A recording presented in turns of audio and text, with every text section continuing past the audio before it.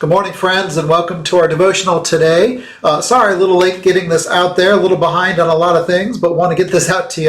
Well, we're continuing our series in Acts, Catching Up with the Spirit, the book series that we're doing with our sermon series there. And our passage today is Acts chapter 7, verses 1 to 29. A little interesting passage here, and I may be taking this maybe in a different direction that you might be reading or thinking. This is about Stephen, and Stephen is actually under trial for blasphemy.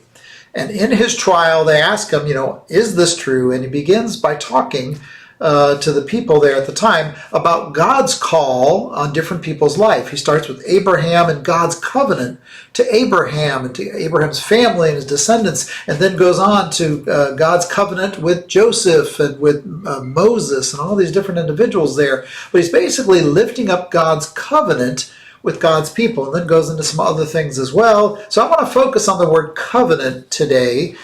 That's very different than something like a transaction. Right, a transaction is simple. It's an agreement or an exchange between individuals there. It's a short-term thing. It's usually focused on stuff, right? It could be money, it could be goods or services. That's very different than covenant. When we talk about covenant, this is entering into and committing oneself to a continuing relationship. A continuing relationship. God's continuing relationship with Abraham. And not only God's relationship with Abraham throughout Abraham's life, but Abraham's descendants, his children and his children's children, and goes down to the next, all the way to literally to you and to me. And so I want you to take a moment and think about covenant relationships that are in your life. Now, maybe for some of you, you may be married.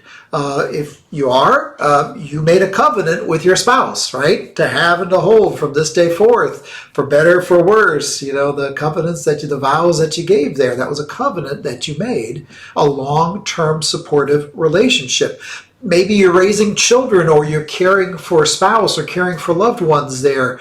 That can be a long-term relationship there, a long-term connection with someone, committing to support someone in the long term. Or maybe you have a close friend, someone who walks with you in life, whom you share with, whom you hold accountable to each other in dealing with the challenges and the joys that you face there as we walk through life. That's a long-term relationship, being supportive to each other, that covenant relationship. As pastors, we actually are encouraged to have covenant groups. I have a deacons group that we have in covenant with. We haven't met recently because of COVID, but prior to COVID, we would meet in covenant and check on each other, and it was a long-term connection for us as fellow deacons in ministry there. So I want to talk about our faith. Our faith is talking about our covenant with God. You see, like Abraham, God desires to be in covenant with you. God seeks that long-term connection, that covenant that we find through our faith in Jesus Christ, the new covenant, who forgives us from sin and calls us to live a life of love. And we have a place with Christ in eternity in the midst of that. And our response to that covenant is accepting Christ as Lord and Savior and professing our faith in Jesus Christ there.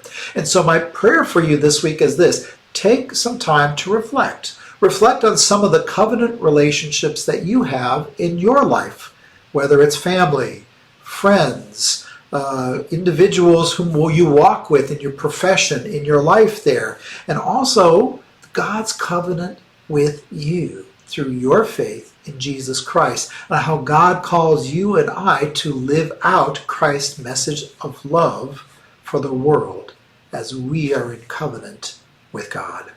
So until we meet again, may God hold you in the palm of God's hand.